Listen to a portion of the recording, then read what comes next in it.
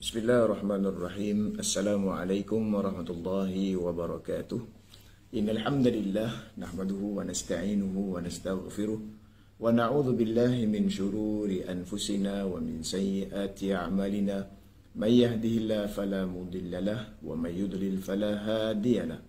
Asyhadu an la ilaha illallah wahdahu la syarika lahu wa asyhadu anna Muhammadan 'abduhu wa rasuluh. Allahumma salli wa sallim ala nabiyyina Muhammad wa ala alihi wa sahbihi ajma'in. Rabbi shrah li sadri wa yassir li amri wahlul 'uqdatam min lisani yafqahu qawli. Allahumma ati nafsi taqwaha wa zakkiha anta khairu man zakkaha anta waliyuha wa maulaha. Alhamdulillah, para penonton yang saya kasihi dan hormati, apa khabar? Marilah sama-sama kita bersyukur kepada Allah Subhanahu wa taala. Puji dan syukur hanya berhak diberikan kepada Allah Subhanahu wa taala. Selawat dan salam ke atas junjungan Nabi Muhammad sallallahu alaihi wasallam, ahli keluarga baginda, sahabat-sahabat baginda serta mereka yang sentiasa mengikuti sunnah Rasul sallallahu alaihi wasallam dalam keberkatan yang akan diberikan oleh Allah Subhanahu wa taala. Alhamdulillah. Para hadirin, alhamdulillah kita sekali lagi bertemu menerusi alam maya ini daripada Masjid Kampung Siglap berkenaan dengan kuliah Maghrib setiap hari Senin bersama dengan saya lah, Ustaz Muhammad Farhan bin Nurdin. Baik, alhamdulillah kita dah masuk dalam perincian tentang adab batin dan penuaian zakat dalam kitab karangan Syekh Hawa rahimahumullah, Syekh Hawa rahimahumullah, berkenaan mengeluarkan zakat. Saya dah terangkan tentang wazifah yang pertama, bila mana kita i'tikad ataupun kita syahadah asyhadu alla ilaha illallah wa asyhadu anna muhammadar rasulullah. Secara tidak langsung lidah dan juga hati serta pengamalan terhadap ibadah kepada Allah telah pun menjadi satu kewajipan bagi mereka yang telah pun mukallaf yang telah baligh dan sebagainya. Jadi kita berhak melakukan kewajipan tersebut. Jadi itu nak tunjukkan bahawasanya kita ni betul-betul orang Islam ataupun orang mukmin yang beriman kepada Allah Subhanahu wa taala. Jadi dalam wazifah yang pertama dia dah pecahkan kepada beberapa kategori yang telah pun saya huraikan. Begitu juga lah sampailah kepada huraian yang berikut berkenaan dengan perkara-perkara yang darjat orang-orang yang memberikan zakat. Ada yang mengikut seperti mana para sahabat, ada yang keluarkan dan nak cari yang ekstra, okay. Ada yang keluarkan hanya macam orang awam, bila dia minta baru dia keluarkan, okay. Dan minggu yang lepas ataupun yang lalu telah pun saya terangkan juga perkara yang kedua daripada wazifah yang pertama tadi. Dia sebenarnya nak keluarkan kita daripada sifat kikir, nak membersihkan diri kita ataupun sifat kita daripada kikir, iaitu bakhil dan sebagainya. Dan bila mana kita katakan kikir di sini, kita kena ingat setiap apa yang diberikan, itu adalah milik Allah Subhanahu wa taala dan merupakan pinjaman, dan kita hanya khalifah, penjaga sahaja. Bagaimana kita berikan amanah yang diberikan oleh Allah, kita diamanahkan perkara tersebut, macam mana kita berikan ataupun kita keluarkan untuk membantu saudara-saudari kita di luar sana yang memerlukan, yang menginginkan. Kita kena cari dan kita kena usaha untuk kita mendekati dengan mereka supaya mereka ini dapat meneruskan kehidupan dalam keadaan selesa. Sebab kita kena ingat, kita ini adalah pinjaman, kita diberikan hanyalah sebagai pinjaman dan juga khalifah. Baik, para hadirin yang dirahmati Allah Subhanahu wa taala, insya-Allah pada hari ini kita akan sambung dengan wazifah yang kedua, berkenaan dengan waktu mengeluarkan zakat. Waktu yang mengeluarkan zakat mungkin telah pun saya sampaikan pada minggu-minggu yang lepasnya, iaitu bila mana kita nak keluarkan zakat, kita nak kena cukup kepada tempoh setahun. Dan sebagaimana yang kita lihat, masyarakat kita ni, orang Islam kita, dia nak keluarkan zakat, dia hanya tahu bulan Islam yang masyhur. Contohnya, dia tahu tentang bulan Muharram, okay? dia tahu tentang bulan Ramadan, dia tahu tentang bulan Syawal, dan juga dia tahu tentang bulan Zulhijjah. Tapi lain-lain bulan dia mungkin dia tak hafal. Dia tahu tapi dia tak hafal. Okey. Jadi bila mana nak cukup setahun ni, kenapa? Supaya bila mana kita tahu bulan ataupun tahun yang telah pun kita nak tetapkan tersebut, kita menjadi bersegera, bersegera untuk melakukan kewajipan yang wajib untuk kita kerjakan. Sebab tu bila mana kita dengar azan dan sebagainya, kata Rasulullah SAW, sembahyang di awal waktu. Okey, itu yang lebih baik. Apa yang akan berlaku kalau kita sembahyang di akhir waktu? Kita menjadi kelam kabut dan takut kalau sekiranya kita ni alpa, lalai dan sebagainya. Sebab kita manusia, ingat manusia ni pelupa. Yang cakap dekat depan anda pun kadang-kadang pelupa. Kita manusia, nisyan, sentiasa lupa. Dan nak kena ada peringatan ataupun reminder. Jadi itulah manusia. Kita ada smartphone, kita minta apa pertolongan dengan smartphone tu? Untuk remindkan kita untuk bangun solat. Bukan hanya menggunakan alarm ataupun pengingat waktu ataupun masa untuk hanya ingat bangun untuk pergi kerja saja. Tapi gunakan perkara-perkara itu untuk dalam kebaikan. Kita gunakan alarm clock. Mungkin kita gunakan alarm clock tu sebagai contoh, kita ambil lah mungkin dalam jam 10 pagi untuk kita baca Al-Quran, okay? Ataupun waktu zuhur, selepas zuhur tu bacalah satu surat tu. Jadi handphone tu dia ada kebaikan-kebaikan. Sebab hari tu kita baca dalam keratan akhbar dan sebagainya, salah penggunaan telefon bimbit dan sebagainya, itu adalah sesuatu benda yang tidak sepatutnya berlaku. Baik. Jadi bila mana kita lihat di sini muka surat 58 bagi mereka yang mempunyai kitab, okey, berkenaan dengan waktu mengeluarkan zakat. Maka di antara adab orang yang beragama. Maksudnya beragama di sini adalah agama Islam, yang menganut agama Islam, ialah menyegerakan kewajipan sebagai ungkapan kepeduliannya untuk melaksanakan dengan menyampaikan kegembiraan kepada kaum fakir. Maksudnya bila sampai saja tempoh untuk dia keluarkan zakat, dia percepatkan, bukan dia memperlekehkan atau memperlambatkan. Bila mana dia memperlekehkan dan memperlambatkan, kadang-kadang dia boleh terlupa. Ma'asyiral muslimin wa zumratal mu'minin rahimakumullah, kita dah masuk berapa hari bulan Jamadil Akhir. Bila masuk Jamadil Akhir, kita dah nak dekat dengan apa? Bulan Rajab, kita dah dekat bulan Syaban, dan nanti nak dekat dengan apa? Ramadan. Jadi bagi mereka yang di luar sana masih ada hutang, lebih lagi kepada kaum ibu, adik-adik dan sebagainya, sila cepatkan untuk bayar apa? Bayar hutang tu. Jadi kita cuba cepatkan, mudah-mudahan Allah Subhanahu Wa Taala berikan yang terbaiklah insya-Allah. Baik, jadi untuk wazifah yang kedua ni, okey, dia cepatkan untuk melaksanakan bagi menyampaikan kegembiraan kepada siapa? Kepada kaum fakir yang memerlukan. Jadi kaum fakir yang memerlukan ni, mereka ni kadang-kadang nak minta tapi segan. Jadi kita sendiri yang perlu apa? Yang perlu keluar dan bertemu dengan mereka. Okey, kita kena keluar dan bertemu dengan mereka. Saya kat dalam bilik ni, tapi saya buka aircon, dia panas pula. Dia tak sejuk. Tak maaf Baik. Jadi teruskan ya. Jadi bila mana kaum fakir ni, bila kita nak berikan kegembiraan, okey, contoh macam bila kita ada hari lahir lah, hari lahir ataupun hari perkahwinan. Apa yang akan berlaku kalau sekiranya pasangan kita ataupun ibu kita ataupun ayah kita tak ingat apa yang berlaku pada hari kegembiraan kita? Kita tunggu selama setahun, tetapi tak ada apa-apa pula, tak ada wish, tak ada apa, tak ada ungkapan kata ke ataupun kata-kata semangat daripada ahli keluarga kita, tak ada pula. Jadi itu yang kadang-kala kita rasa sedih dan sebagainya. Jadi bila mana kita tak nak perasaan tu berlaku kepada orang lain ataupun pada diri kita, jangan kita lakukan kepada orang lain. Jadi kita percepatkan, mudah-mudahan Allah Subhanahu Wa Taala dia menambah apa yang kita inginkan ataupun kita berikan. Baik. Jadi bila mana kita lihat di sini, okey, untuk memberi kegembiraan kepada kaum fakir, di samping sebagai menghindari berbagai hambatan zaman yang akan menghambat berbagai kebaikan. Okay? Kita dah nak keluarkan, cepat-cepat kita keluarkan. Itu kewajipan kita. Okay? Kewajipan kita. Dan zakat harta ni sesuatu benda yang kita miliki dan kita simpan, duit tu masih macam tu je. Okay?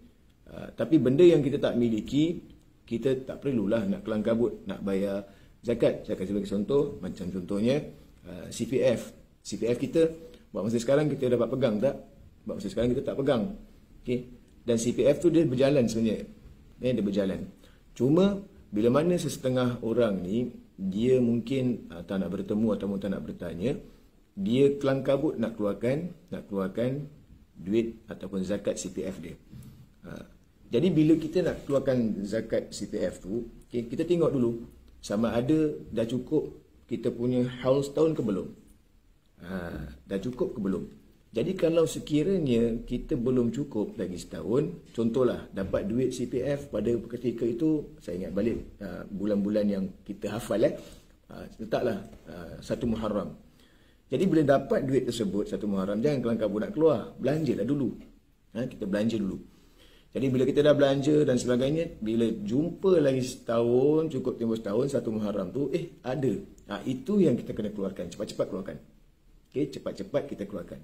Kalau sekiranya dah cukup, kita dah cukup, dah ada apa ni, kita punya apa namanya, duit simpanan tu kita dah ada, okay, berbeza. Okay, dia berbeza. Tapi ni duit simpanan yang kita tak boleh perolehi lagi. Ada duit yang kita pegang. Ada benda yang kita pegang. Ada benda yang boleh kita genggam. Tapi ada benda yang kita cuma dengar, tengok setakat dekat paper je, tapi kita tak genggam. Jadi jangan kelang kabut. Buat dulu apa yang patut nak dibuat, nak renovate rumah ke, nak pergi holiday ke dan sebagainya, dipersilakan. Tapi bila mana cukup setahun je, cepat-cepat keluarkan. Jangan perlekehkan ataupun perlambatkan kewajipan tersebut. Contoh macam bulan Ramadan. Ada setengah jemaah dia suka bayar awal. Masuk je Ramadan, sembahyang Isyak, sembahyang Tarawih, terus dia dah beratur. Ustaz, saya nak bayar dulu, saya takut nanti saya terlupa. Tapi kalau ikut kepada mazhab Imam Syafi'i, okay, diminta ataupun digalakkan bagi pandangan Imam Syafi'i, kita bayarlah waktu apa? Matahari sedang dah condong tu, maksudnya ghurub syams sampai tulu'il fajr. Dia kasih tempoh macam tu. Tapi takut sekiranya kita boleh ikut kepada pandangan Imam Syafi'i, boleh ikut kepada pandangan Imam Syafi'i, tapi kita sekarang pada hari ini kita bekerja dan sebagainya, kita takut kita terlupa. Kita takut kita terlupa, dia tak kisah, bayar pada awal waktu bulan Ramadan ke pertengahan bulan Ramadan, yang penting dikeluarkan zakat fitrah tersebut. Jadi sama juga dalam kewajipan-kewajipan yang lain.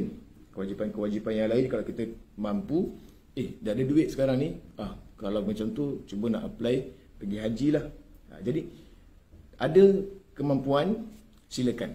Ada kemampuan, silakan, boleh lakukan, kerjakan. Tapi bila dah cukup nisab setahun, sekali tengok duit tak cukup, keluarkan zakat tak? Tak payah keluarkan zakat. Sebab dia punya syarat apa? Tempoh setahun cukup kepada apa? Nisab ataupun kiraan emas tadi tu kena tak dengan apa yang kita ada. Kalau tak cukup, tak apa, Allah Maha mengetahui. Maksudnya kita belum lagi wajib untuk keluarkan zakat. Walaupun kita dah ada duit dan sebagainya, tapi duit tu tidak cukup kepada apa? Kepada nisab zakat tersebut. Tapi kalau dah cukup nisab dalam masa tempoh setahun, hendaklah kita bersegera untuk keluarkan supaya apa? Supaya jangan sampai nanti syaitan datang, janganlah keluarkan, ada benda yang perlu dibayarlah, ada benda perlu yang dibelilah. Tu yang kita takut. Jadi sebelum perkara-perkara itu berlaku, kita dah letak dalam niat kita, letak dalam minda kita, saya nak kena keluarkan zakat sekiranya saya dah ada kemampuan, cukup setahun, cukup nisab, saya nak keluarkan. Niatkan macam tu. Hadirin yang dirahmati Allah Subhanahu Wa Taala, sebab perkara-perkara yang kita lakukan semuanya kembali kepada niat. Jadi kalau niat kita baik, hati kita baik, kita ikhlas, mukhlisin lillah, Allah akan bantu kita. Tapi selagi mana hati kita ni sentiasa nak berlumba-lumba dalam nak dapat keanamaan dalam kebaikan, itu yang tak mau. Sebab kita tak mukhlisin. Kalau kita mukhlisin, kita akan bergerak secara bersama. Kita bergerak secara bersama ni maksudnya apa? Kita bantu, kita mendampingi orang-orang yang sekeliling kita untuk bersama-sama. Dan kita buat bukan kerana kita nak nama, tetapi kita nak supaya masyarakat kita lebih baik, dan kita nak supaya jalinan itu lebih kukuh, supaya apa? Ekonomi orang Islam kita lebih baik dan makmur. Itu yang kita inginkan. Jangan kerja nama. Sebab hari ini banyak cakap je komiti apa. Semua nak jadi komiti, semua nak jadi champion. Tapi bila nak minta kongsi ilmu dan sebagainya, dia tak nak kasih orang tu, dia nak simpan orang tu. Kita sampaikan dakwah ikut cara Rasulullah SAW. Sekiranya dakwah kita ni, contohnya saya sampaikan ini, tak boleh masuk dalam hati para pendengar, okay, itu tidak mengapa. Sebab apa? Allah belum ketuk lagi. Mungkin dengar dengan orang lain, Allah ketuk untuk dia jadi baik. Mungkin tak kena dengan kita, kena dengan orang lain, tapi kita sampaikan. Bila kita kongsikan, orang tu dengar, ataupun teman kita daripada mana-mana syarikat dan sebagainya, ataupun pihak-pihak badan-badan berkuasa dan sebagainya dengar, konsep ni bagus, kita bekerjasama, buat benda yang baik, tak ada masalah. Jangan kita nak buat, kita sembunyi-sembunyikan, saya saja yang ni. Habis bila kita mati, tak sampaikan wasiat pula, wasiat legasi kebaikan. Jangan macam tu. Tinggalkan legasi dan kebaikan tu kepada orang lain, tak apa.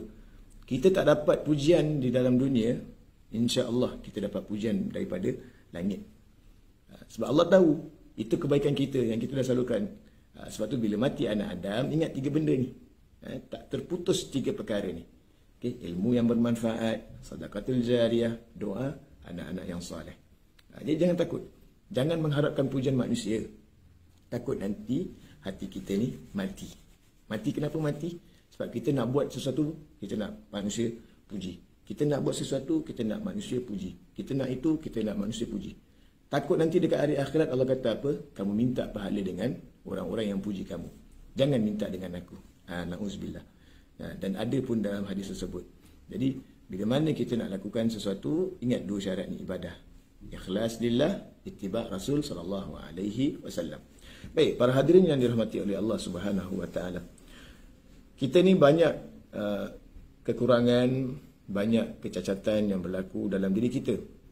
Jadi bila mana kita tunda perkara-perkara tersebut, dia akan menunjukkan dan menambahkan lagi kecacatan-kecacatan dalam diri kita. Jadi kita cuba untuk lakukan di awal waktu dalam ibadah. Sebab kita ni manusia sentiasa alpa dan lupa. Jadi seterusnya ya.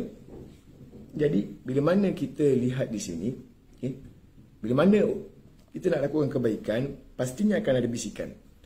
Bisikan ini yang selalunya akan mengganggu kita. Okay, selalu mengganggu kita. Macam ada orang ni dia kelang kabut nak bayar duit CPF. Cakap CPF dia pun datanglah ke satu masjid ni. Bila cakap, Mak Haji ada berapa duit dalam CPF? Kata adalah dalam 80,000, 80,000. Okay, Pak Haji ada 80,000. Tapi bila kita dah kirakan dan sebagainya untuk dia keluarkan zakat tersebut, bila dengar angka dia menggeletar. Jadi jangan macam tu. Jangan kelang kabut. Okay, jangan kelang kabut dalam nak keluarkan zakat CPF. Tapi kalau sekiranya kita dah ada simpanan tersendiri, kita tengok dah cukup 10,000. Dan 10,000 ni kita simpan. Dan kita ada pendapatan yang lain. Cukup setahun, tengok 10,000 ni masih lagi kekal dalam pegangan kita, dalam akaun bank kita, masih lagi kekal. Jadi itu yang kita keluarkan. Bila kita keluarkan, jangan takut. Okay? Sebab dalam 10,000 tu hanya dikeluarkan 2.5% sahaja. Dan 2.5% tu itu adalah milik Allah Subhanahu wa taala. Untuk siapa?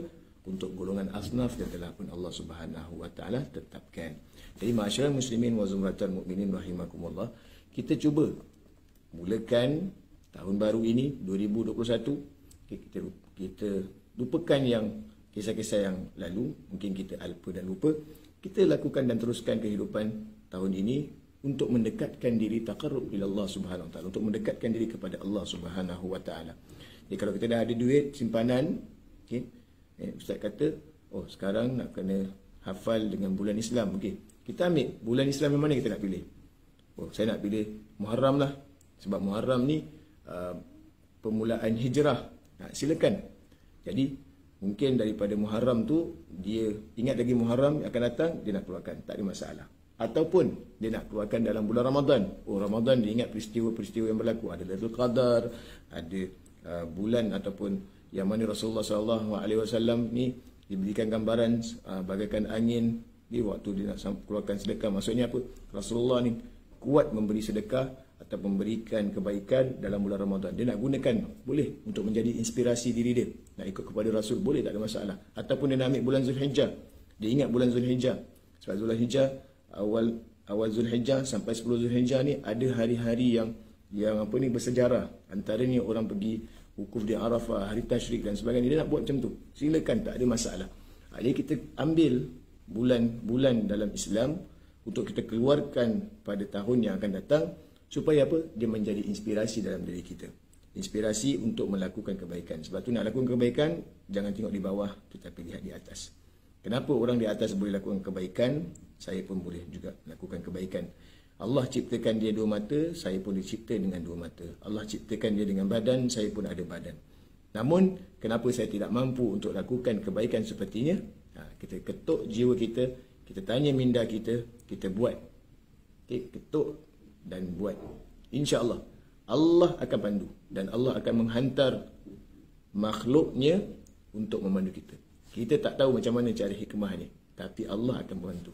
Pasti dan yakin. Bila kita yakin, kena kejar dengan anjing, boleh lompat sampai 5 tapak anak tangga, kena yakin benda tu juga. Kalau kita yakin, bila kita jalan waktu malam, ada orang di belakang, kita kena yakin bahawasanya Allah Subhanahu Wa Taala pun melihat kita.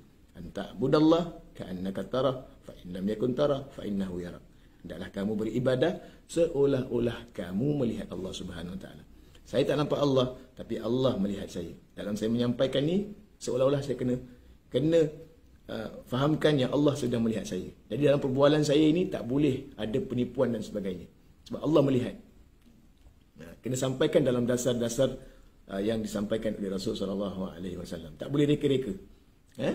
Jadi kalau tak pastikan kita tak nampak Allah, Allah akan nampak. Dan bila Allah dah mula nampak, Allah memang maha nampak. Dia nampak, dan bila dia dah nampak, nanti dirakam di hari mahsyar. Semua apa yang kita buat, semuanya akan dipamerkan. Itulah buku rekod yang kita ada di hadapan Allah Subhanahu Wa Taala. Sama ada nak ambil tangan kanan, tangan kiri, ataupun Allah tak nak pandang terus. Na'udzubillah.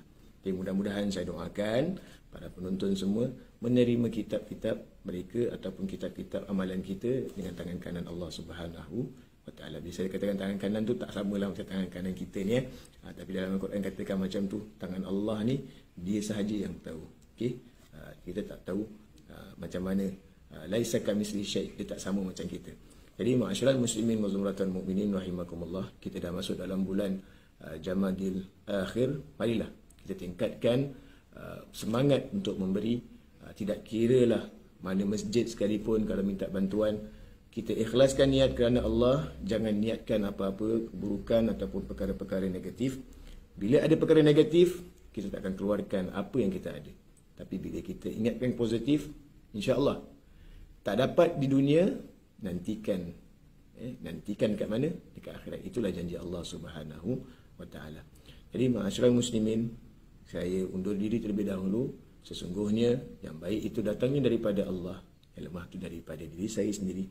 Aqulu qawli hadza wa astaghfirullah, wabillahi taufiq wal hidayah. Assalamualaikum warahmatullahi wabarakatuh.